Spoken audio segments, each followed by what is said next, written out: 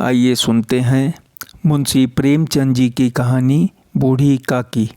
बुढ़ापा और बचपन दोनों ही एक समान होता है। बूढ़ी काकी के सभी अंग जवाब दे चुके थे। उनके पति देव और बेटा तरुण दोनों स्वर्गवासी हो चुके थे। सारी संपत्ति उन्होंने अपने भतीजे के नाम कर दी थी और उसी के साथ रहती थी। संपत्ति नाम कराते समय उनके भतीजे ने उनसे बहुत सारे वादे किए थे और बहुत बड़ी बड़ी बातें की थी। बाद में बूढ़ी काकी को 2 वक्त का खाना भी ठीक से नहीं मिलता था। यह सब देखकर वह खूब रोती थी। उनका भतीजा बुद्धिराम स्वभाव का सरल था और उतनी ही तेज थी उसकी पत्नी रूपा। माँ बाप का ऐसा हाल देखकर बच्चों का भी बूढ़ी काकी के साथ यही बर्ताव था।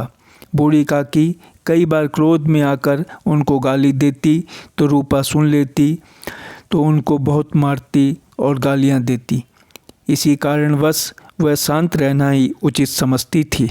पूरे परिवार में बूढ़ी काकी को जिससे लगाव था वो थी लाडली, बुद्धिराम की सबसे छोटी बेटी।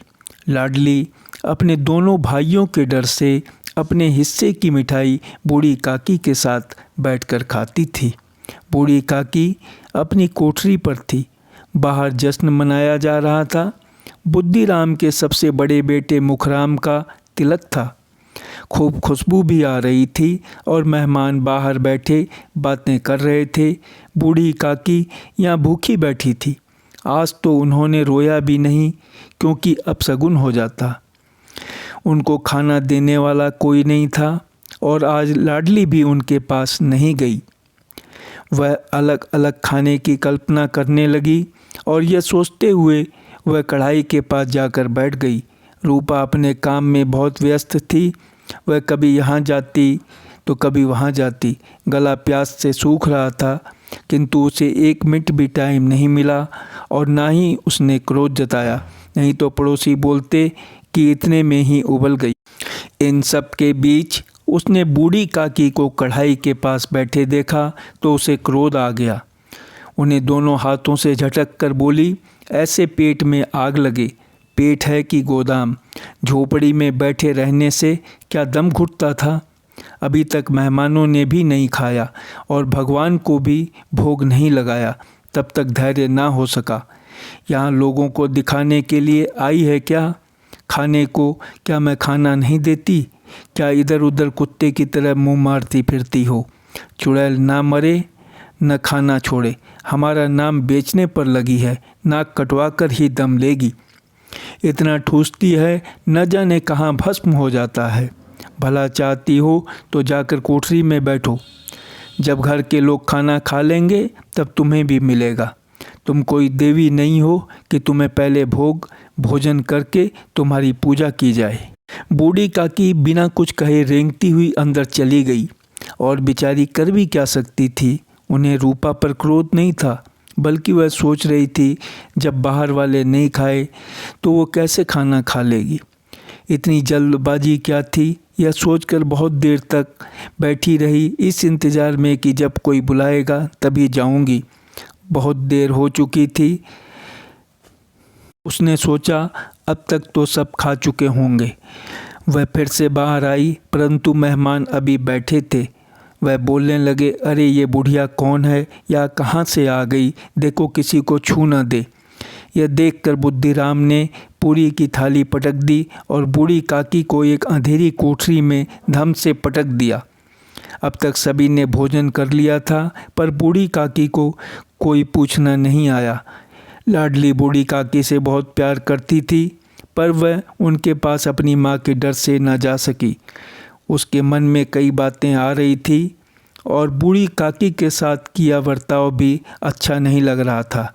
इसलिए वह अपने हिस्से की पूरी न खाकर गुड़िया की पिटारी में रखी थी और वह सोचकर कि काकी यह देखकर खूब खुश हो जाएगी।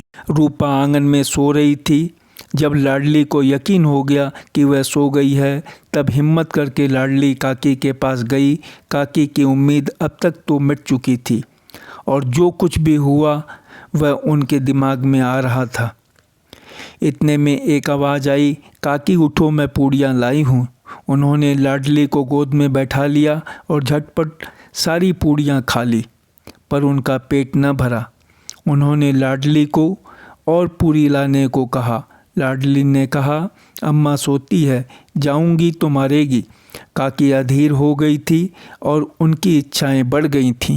उन्होंने लाडली से कहा, मेरा हाथ पकड़कर वहाँ ले चलो जहाँ मेहमानों ने भोजन किया हो और इनका जूठा जहाँ फेंका हो। लाडली काकी को जूठे के पास ले जाकर बैठा दिया। काकी सबके जूठे पत्ते चाटने लगी। उन्हें पता था कि यह उचित नहीं है, लेकिन वह भूख से व्याकुल थी। अचानक रूपा की आँख खुलती है और उसे लाडली कहीं नज़र नहीं आती। रूपा लाडली को इधर उधर देखने लगती है, तब उसे जूठे बर्तनों के पास खड़ी दिखती है और बूढ़ी काकी उन्हीं बर्तनों के पास बैठी दिखाई देती है। यह देखकर रूपा का दिल सन्न हो गया। उसे अपनी निर्दयता का ज्ञान हुआ। उसे समझ आ चुका था कि आज वह जिसकी बदौलत है, उसकी इसने इतनी दुर्गति की।